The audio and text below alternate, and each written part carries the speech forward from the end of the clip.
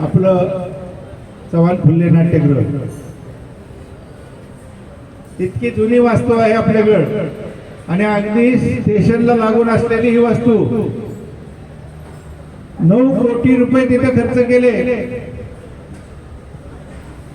आणि 9 कोटी रुपये खर्च करून 9 रुपयाचा सुद्धा तिथं आज फायदा नाही.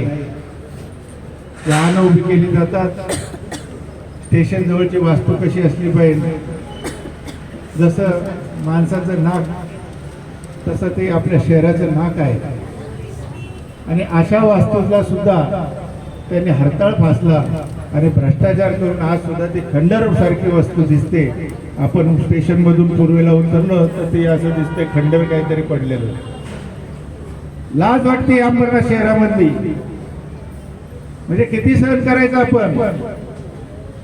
आता सहन करायची शक्ती संपलेली आहे. आता उठाव करण्याची शक्ती.